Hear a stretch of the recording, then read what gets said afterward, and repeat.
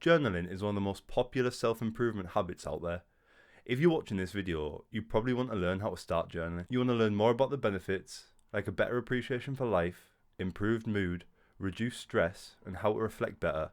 And you want to know how journaling can help you achieve these benefits. We've come to the right place because in this video I'm going to teach you what journaling actually is, what types of journaling are most beneficial, how to implement them in order to best see the benefits I mentioned earlier, as well as the daily protocol I use.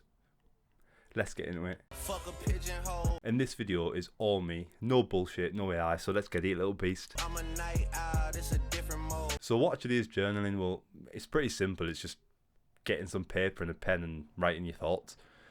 But there are different types of journaling. Specifically in this video, we're going to cover 4 that are best for self-improvement, with the first of these being topic journaling. Western road flows, I did this shit. Topic journaling is my name for the traditional type of journaling. It's when you write a journal entry about how you're feeling in the moment or something that might be bothering you. And this provides a way to reflect about a certain situation or feeling so that it's off your chest and it gives you a better insight into the situation. It's also useful for like problem solving or thinking effectively if you feel stuck in a certain situation. Now, topic journaling isn't one I do every day.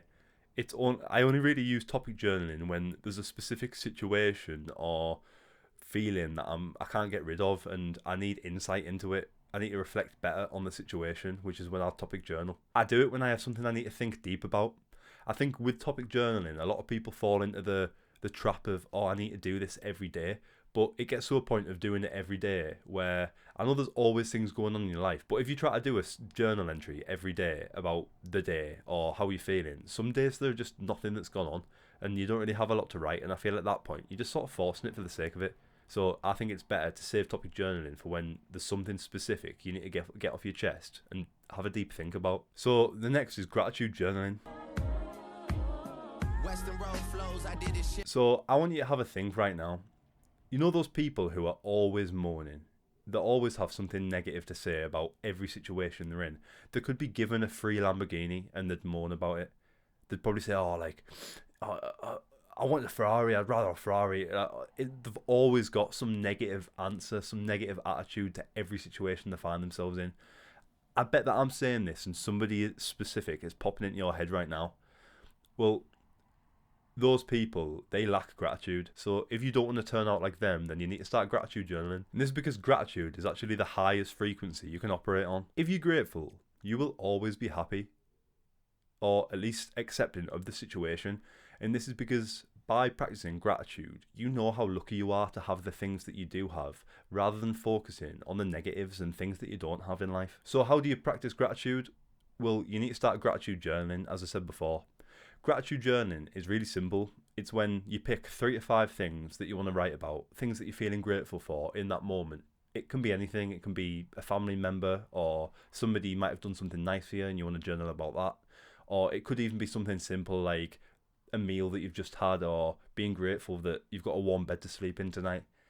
Just pick anything that you're feeling grateful for, no matter how deep it is or how silly it might feel, and then write about it. Write why you feel grateful for it and how grateful you feel for it. Practicing gratitude journaling can give you a better, more positive outlook on life, and this is because, as I said before, you're focusing on the things that you do have and showing appreciation for them, rather than focusing and thinking about things that maybe you don't have or you lack or you wish you didn't have. You're never thinking like that if you're practicing gratitude, and thus you will always be happy. Or at least accepting the situation you're in, if it's a negative situation. This should be a daily practice, and it's something you should do, in my opinion, every morning. And this is because if you practice gratitude every morning in the first hour or 2 of waking up, you'll just be grateful for life and it'll put you in a good mood for the rest of the day. And this will start to have a snowball effect where you'll start to have a grateful mindset every day. And there are no downsides that come with having a grateful mindset, so you may as well just practice gratitude journaling. You're not losing out on anything. The third type of journaling we're going to cover is morning pages. Western road flows, I did this shit. You know that feeling when you first wake up in the morning and you're half asleep and you just have that feeling of dread in your stomach when you start thinking about everything you have to tackle that day? Well, morning pages can help you with this feeling. The term morning pages was coined by the author Julia Cameron in her book The Artist's Way. So writing your morning pages is pretty simple. It's just where you write 3 longhand pages of whatever comes into your mind. It's just non-stop writing until you fill up 3 pages. It can be anything. The point is not to think. There's no planning involved. It's just what you are thinking and feeling in that specific moment. It might be something you dread in that day, or a feeling you have maybe that's left over from events that week, whatever you're thinking in that moment, just write it down. And the whole point of this is to get it off your chest, so you have a better outlook on the day ahead. It's a stream of consciousness, which just means you have to write until the 3 pages are full. And this helps you to clear your mind by just writing anything that might be bothering you, or anything at all that you might be thinking about, first thing in the morning, judgment free. It's kind of similar to topic journaling, but it's actually the opposite. With topic journaling, you're thinking, okay, this thing's bothering me, I'm going to journal about this thing. Whereas morning pages is completely the opposite. It's unplanned and you just write in the first thing that pops into your head. This, like gratitude journaling, should be done daily, and as the name suggests, it should be done every morning, ideally first thing when you first wake up, because this can help to, increase clarity for the day ahead. By getting things off your chest first thing in the morning, it's sort of a soft reset for your brain. It acts as a dump, so your brain can get rid of anything it might have been worrying about from the night before and just focus on the day ahead. The fourth and final type of journaling we're going to cover in this video is my personal favourite, and that is bullet journaling. Western road flows, I did this shit. When people think about journaling for self-improvement, they're typically referring to topic journaling and doing this every day, reflecting on the day that they've just had. But I personally, as I said before, don't really like this method of journaling. And this is because, as I said before, you don't always have something to write about if you're topic journaling about the day. Some days you do just have things where not much happens, or you aren't really feeling a lot. And sometimes on days like this, topic journaling can feel like a chore. And if these habits start to feel like chores, then you're more likely to stop doing them, especially if you feel like you aren't getting anything out of it. When I first got in self-improvement and I would topic journal every day, it would get to a point where I would feel like I'm just doing it for the sake of the habit rather than because I got anything out of it. And if you're just doing it for the sake of the habit, then, and not because you're personally benefiting from it, then what are you even doing it for at that point? Everything you do in self-improvement should be benefiting you in some way. You should feel the benefit from it. If you just feel like you're doing it for the sake of doing it, then what's the point? So you might be sat there thinking, oh, Jake, but then if I can't topic journal every day, then what am I going to journal about? I need to journal every day. Well, my friend, I have a better solution for you.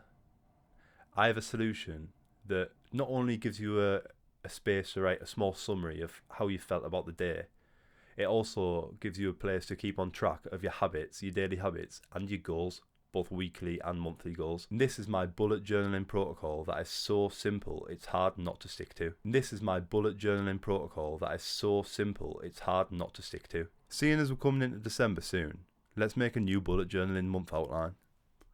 We start by writing the month at the top of the page, followed by the days of the month down the left-hand side of the page, like this.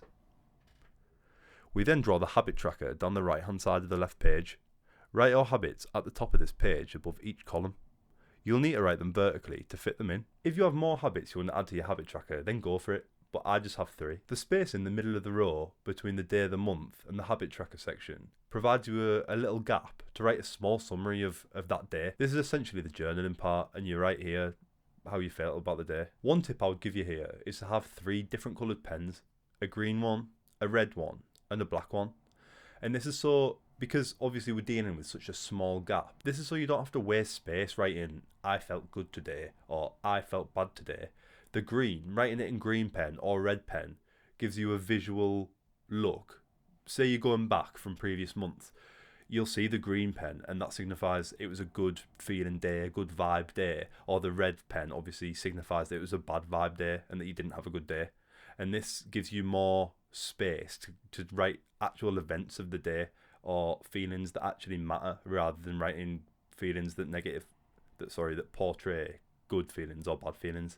And then obviously the black pen symbolises just a neutral day. An example is you could just write I did the hard work even when I didn't feel like it. That tells future you who might be looking back that you had a good day because you did this. Now the right hand page is more subjective. It's down to what you want. You can use it for whatever you like, but I personally use it to plan and stick to my monthly and weekly goals. At the top, I again write the month, December in this case.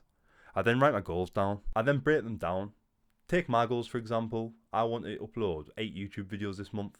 So what videos do I want to upload? I think about what videos I want to upload and then write them down. I then break my goal down even further by asking myself, if I want to see success on this goal, if I was to look back in the future and think, yeah, I smashed that goal, how many times would I need to do this? How many times do I need to take action in order to really succeed? I like training 5 days a week, for example, and there are 4 weeks in this month, 4 full weeks. This means that I need to hit at least 20 sessions. So I draw 20 boxes dedicated for exercise or going to the gym. I also draw 5 check boxes for each YouTube video: plan, record, edit, thumbnail, and upload, which marks the finish line for that video. By making smaller check boxes and breaking your goals down, you're setting yourself up to achieve smaller wins. And this is so when you have goals that might seem long, the month-long goals, by breaking them down and achieving small daily wins, then you're seeing results every day, and this will push you towards finishing your goals and actually succeeding. This simple method is a great way of keeping track of your goals, tracking your daily habits, and writing summaries, journaling how you felt about each day in no time at all. If you make a habit of writing this at the end of every day, you don't need to write huge journal entries for every day. You can just topic journal for specific days or specific feelings that you might be feeling and you feel like would benefit from a topic journaling session. Pair this with morning pages and gratitude journaling every morning, and there you have it. You've got a 30-minute daily journaling protocol that can really benefit your life. And that's it. Hopefully you now know how to journal, what benefits you'd experience if you do, and my daily journaling protocol will help you get there. Thanks so much for watching. I love you loads, you little beast. I'll see you later.